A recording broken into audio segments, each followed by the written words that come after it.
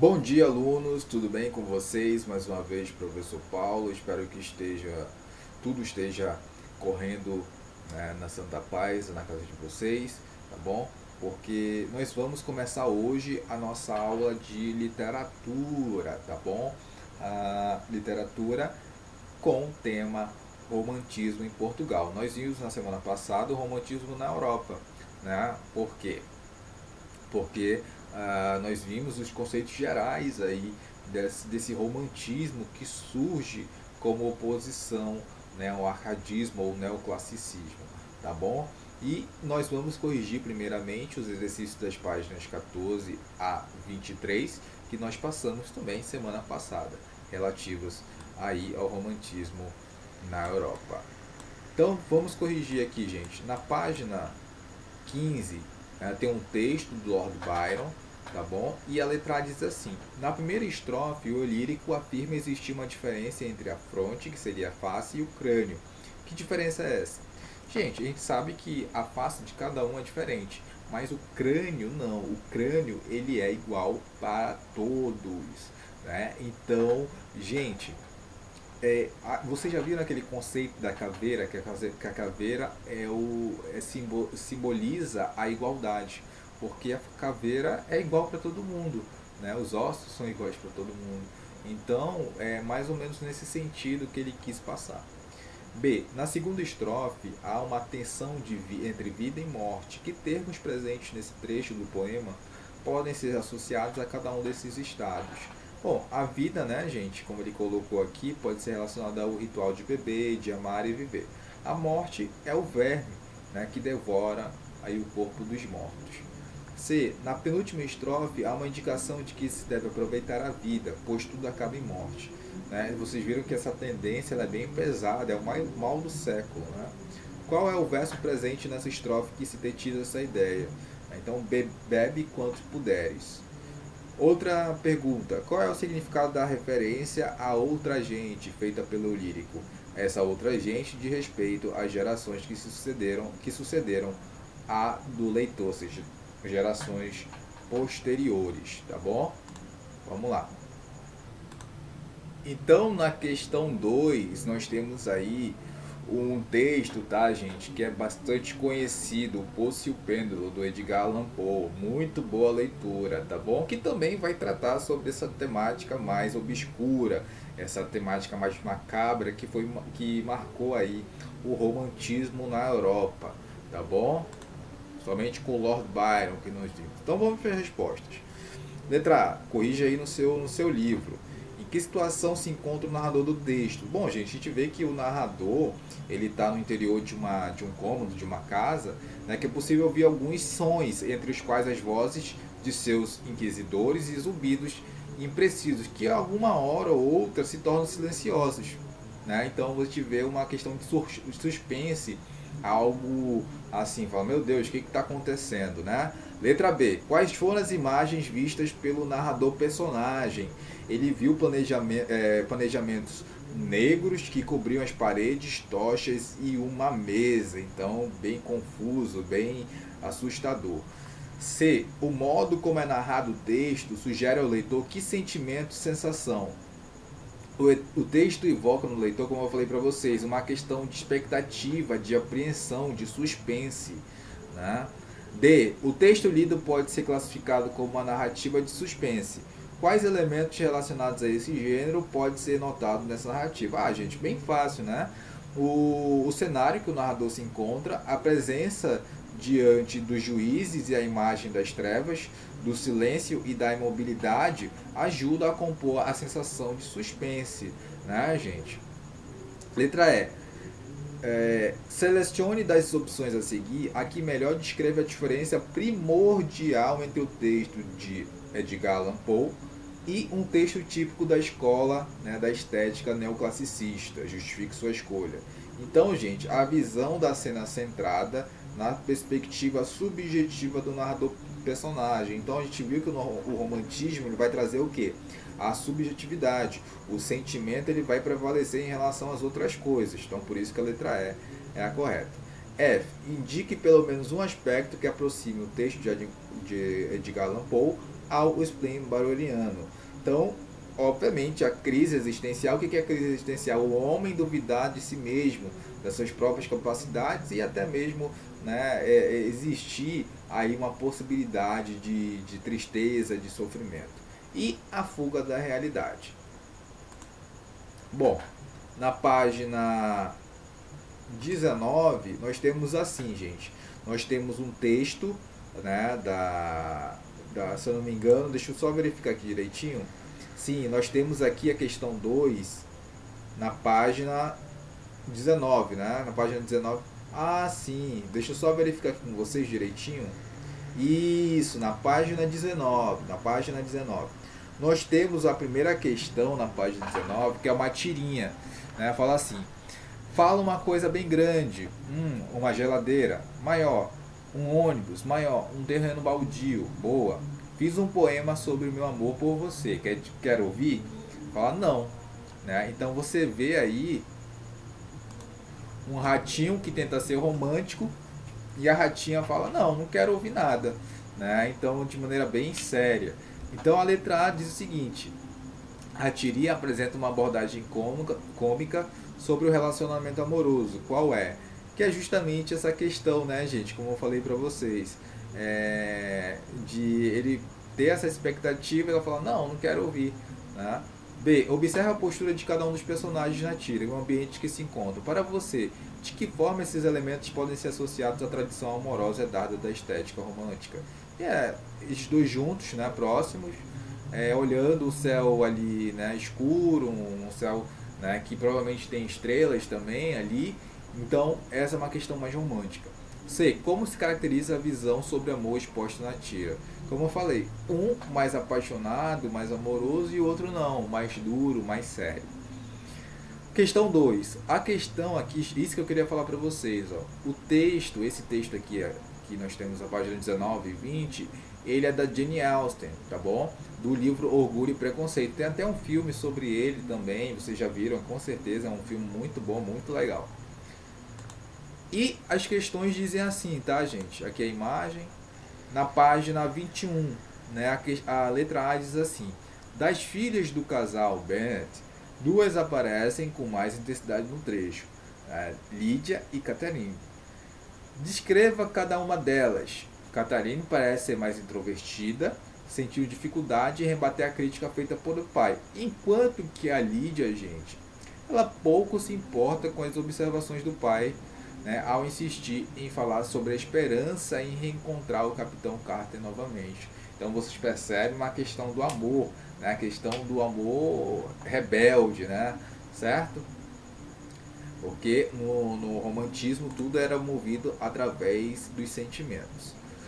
Letra B. O senhor e a senhora Bennet discordam em relação à conduta de Catherine e de Lídia quanto a mostrarem-se disponíveis demais para os oficiais do regimento militar que se encontram nas imediações de Meryton.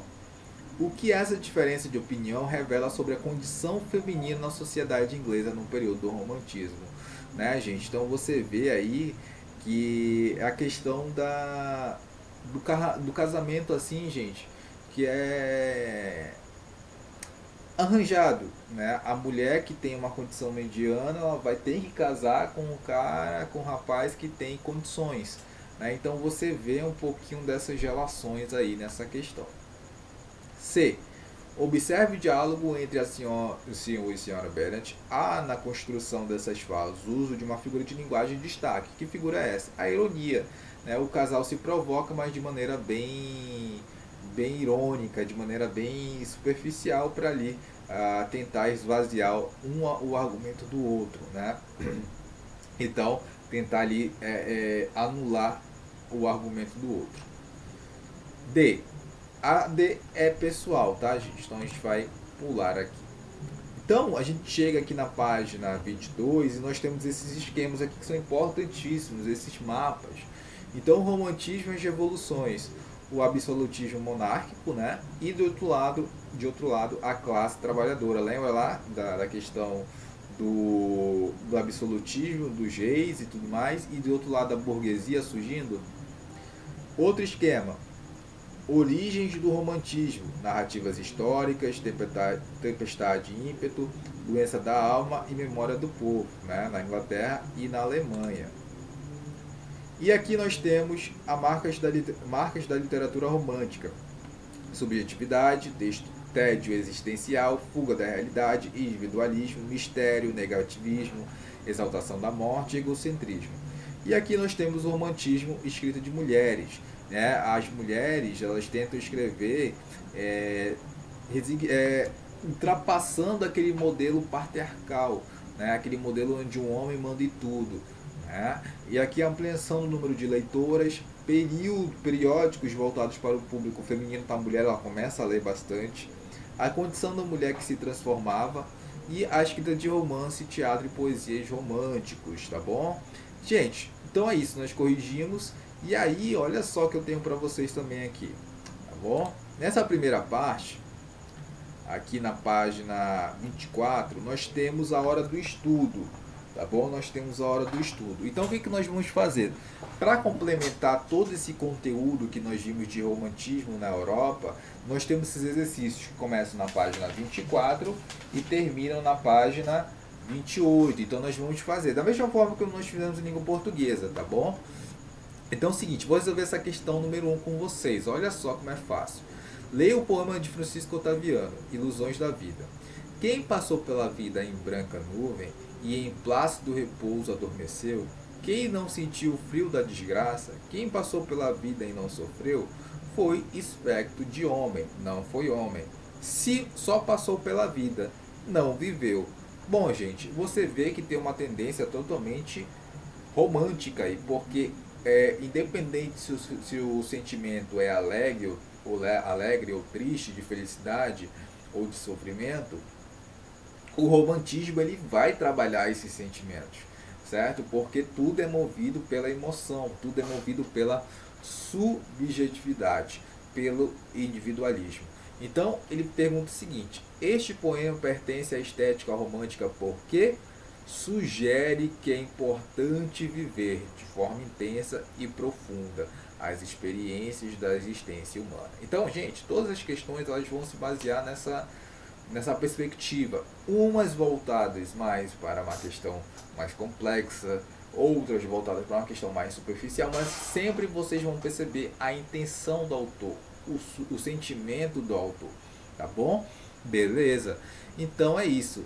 Vocês vão responder nessas questões das páginas 24 a 30 e a página 28, tá bom?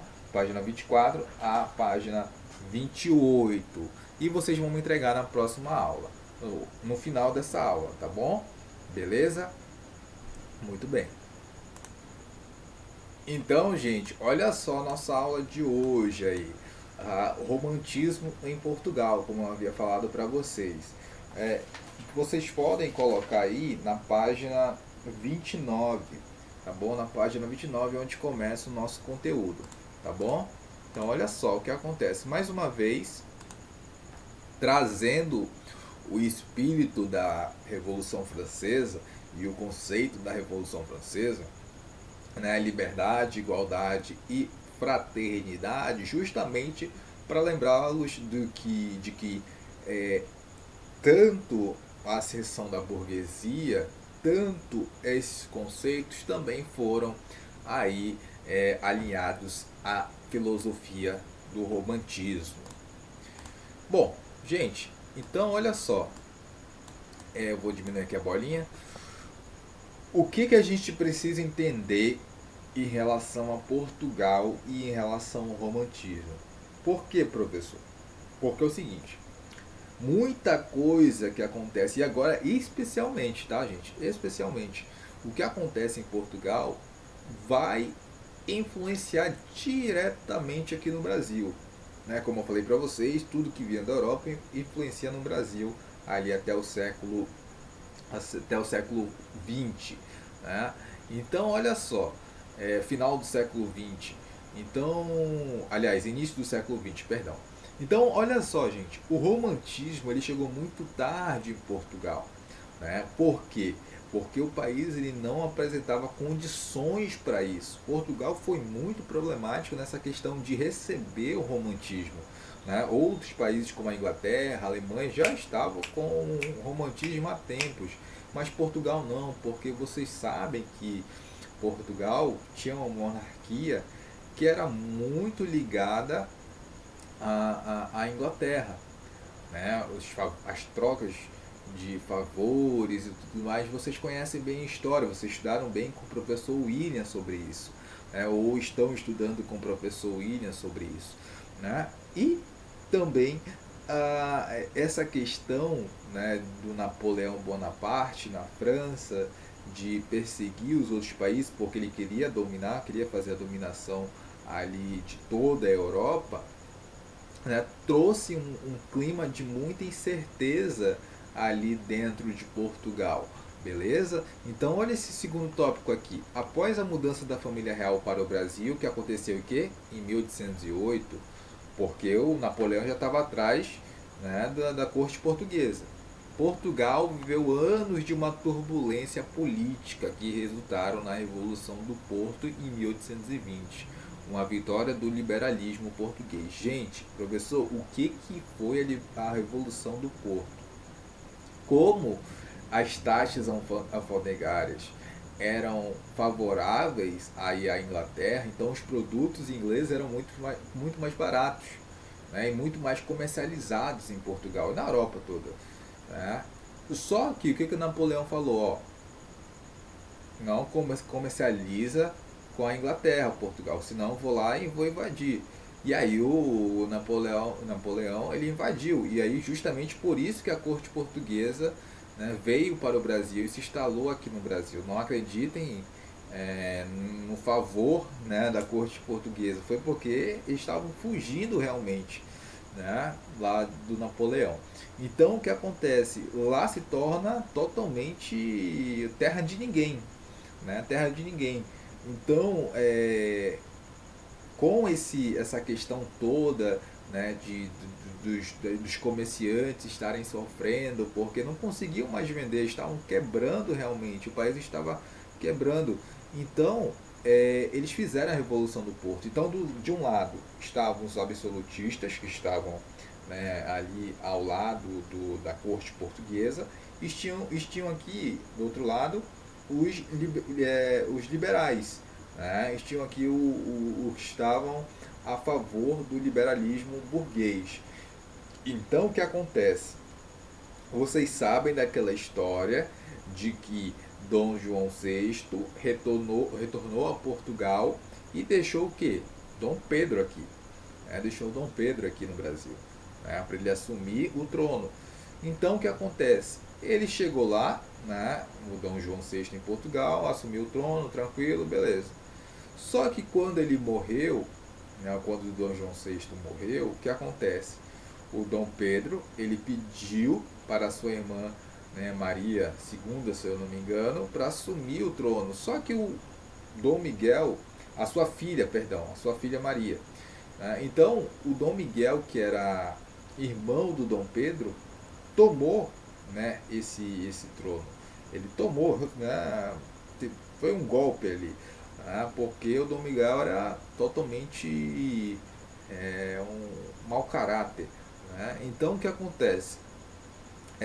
Tem ali essa disputa entre os liberais e os absolutistas. Beleza? Então a Revolução do Porto é isso.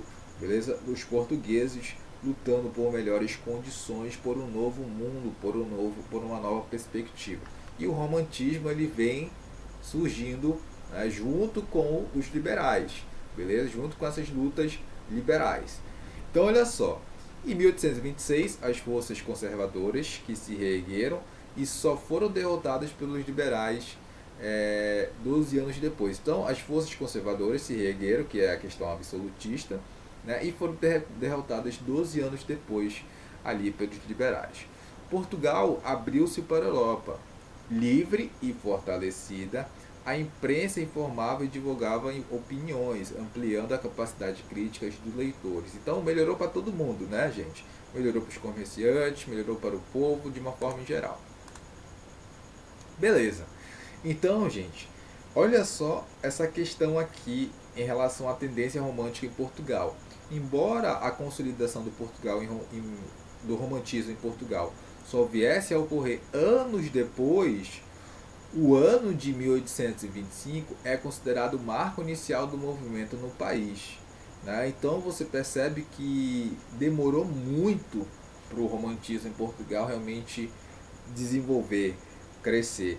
E aí, esses autores aqui, os autores Almeida Garrett e o Alexandre Herculano, eles são autores que se posicionavam justamente por essa questão liberal. Né? E eles contribuíram muito para o romantismo português. Professor, quais são as características aí então desse principais que eu tenho que saber, né, justamente para ter para saber os conceitos desse romantismo em Portugal, primeiramente. Gente, temas nacionalistas e históricos. Então, professor, primeiramente no romantismo de Portugal nós temos essas temáticas nacionalistas e históricas. E por que, professor? Porque é o seguinte, porque Portugal, como vocês viram, estavam passando, Portugal estava passando por uma crise muito grande. E vocês sabem que depois das grandes navegações, Portugal deixou de ser um país rico, deixou de ser um país ali que tinha, né, uma excelência, né, comercial. Então, eles queriam voltar mais ou menos nessa perspectiva, né, de quando Portugal era forte, de quando Portugal, né, vencia todas as batalhas, quando Portugal tinha um poder econômico. E outra, quando Portugal. Vocês lembram lá que ano passado vocês estudaram o trovadorismo? Né? E Portugal era o grande centro, né, das cantigas, era o grande centro da produção cultural. Né? Então Portugal estava lá no auge. Então eles queriam voltar naquele tempo também onde Portugal, né, era, se fosse hoje, né, criador de conteúdo, criador ali de toda a perspectiva intelectual daquela região, né, na Idade Média ali. Então, gente, todo esse plano de voltar para esse tempo era justamente o que? De exaltar Portugal, de falar, ó, Portugal foi forte e continua sendo forte, porque nossa herança é forte, nossa herança não nos deixa mentir, não nos deixa para trás. Tá bom? Então é o seguinte, nas décadas de 1840 e 1850, observa-se o pleno domínio do romantismo na literatura. Aí sim, a partir de 1840, né, já se estabelece. Temas como melancolia e morte eram frequentes. Vocês viram lá no romantismo na Europa, como vai copiar aqui também? Né? Eram frequentes principalmente na poesia. Na prosa destaca-se a produção de Camilo Castelo Branco com narrativas urbanas. Então nós vamos ver a divisão, tá, gente? As divisões, na verdade, do romantismo em Portugal, beleza? Mas, primeiramente, eu quero que vocês peguem os cadernos, tá bom? Peguem os cadernos. E aí eu quero que você copie esse quadro, porque ele é importantíssimo. Né? Você vai abrir ali na matéria de literatura e vai copiar isso daqui. Olha só, gente, os aspectos considerados do arcadismo e do romantismo. Então, nós temos aqui o primeiro tópico, que é a classe social dominante. No arcadismo, nós tínhamos aí a nobreza, e no romantismo, a ascensão de quem? Da burguesia. Por isso que nós temos esse contraste. 2. Corrente filosófica predominante. No arcadismo, o iluminismo, certo? E no romantismo, o liberalismo, como nós comentamos agora há pouco. Terceiro tópico, valores mais respeitados. Olha só, no arcadismo nós temos o universalismo, ou seja, aquilo que é geral é válido para todos os homens. Vocês lembram que o arcadismo no passado valorizava a Grécia e Roma? Todos aqueles conceitos de Grécia e Roma, o belo, né? Toda a questão universal, vocês lembram disso? Né? A questão do homem viver no campo, na natureza. Então o arcadismo segue isso. Enquanto que o romantismo não. Vai seguir o quê? A questão mais individual. Por que mesmo? Porque o autor expressa os seus sentimentos, tá bom? Então, ou seja, o que resulta da experiência de cada um. Então, vocês vão lembrar sempre, o professor romantismo, né, o autor, o eu lírico, sempre está ali expressando os seus sentimentos, o que ele sente, beleza? Quarto tópico. O que serve de guia para a expressão artística? Pô, no arcadismo você tem a razão, né, o homem pensando, o cérebro, submissão às normas, porque tudo era bem rígido, né? Como eles seguiam as regras, seguiam aí os conceitos de Grécia e Roma, então tinha que ser muito rígido. Romantismo não. Romantismo é emoção, coração, libertação das normas. Lembra? Liberdade. Liberdade é o lema do romantismo, porque está pregado lá na Revolução Francesa. E a quinta é a questão de referencial de ordem religiosa. O arcadismo, como vocês sabem, está ligado à Grécia. Então é uma antiguidade que pagã. Vocês observam que Grécia, né, falava-se muito dos deuses, então é uma questão pagã, né, e não de um deus só. E o romantismo é a questão medieval cristã, né, o cristianismo. Vocês sabem que o romantismo, como eu falei para vocês, de Portugal principalmente, ele vai se voltar para a questão da Idade Média. Lembra lá das cantigas que eu falei? Porque ali era a produção intelectual totalmente voltada para Portugal. Portugal estava no auge, né? E vocês lembram qual é a questão que eu falei ano passado para vocês? Qual era a questão, se era teocêntrica ou antropocêntrica na Idade Média? O que valia? Qual era a voz mais forte? O antropocentrismo ou o teocentrismo? O teocentrismo. É Deus à frente de tudo. Então, por isso que a gente está falando aqui de cristianismo, né, na Idade Média, porque era esse o conceito que se seguia na época. Bom, atividades, gente. Páginas 24 a 32, tá bom? Páginas 24 a 32. Por quê? Porque você tem aí, né, nessa página 24, que seria justamente essa que eu falei para vocês mais cedo, né, que eu acabei resolvendo o exercício. Então já coloquei de uma maneira conjunta. Primeiro exercício, aí a hora de estudo que você vai me entregar hoje, mais o exercício que começa na página 30 sobre romantismo em Portugal, você não precisa me entregar hoje. O que você vai fazer?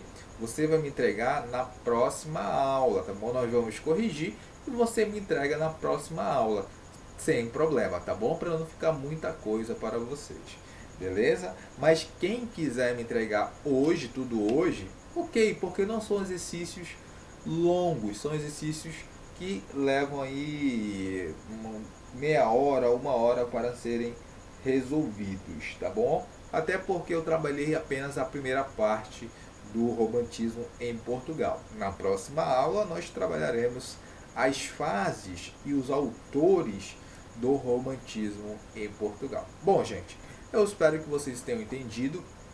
Eu espero que vocês tenha ficado claro qual era a perspectiva, qual era o contexto de Portugal naquela época para o romantismo surgir, tá bom? Vocês viram que foi bem complicado esse surgimento do romantismo. Então é isso, gente. Eu vou ficar por aqui. Se tiver alguma dúvida sobre qual atividade fazer, pode me perguntar, tá bom? E é isso. Gente, grande abraço e até a próxima aula.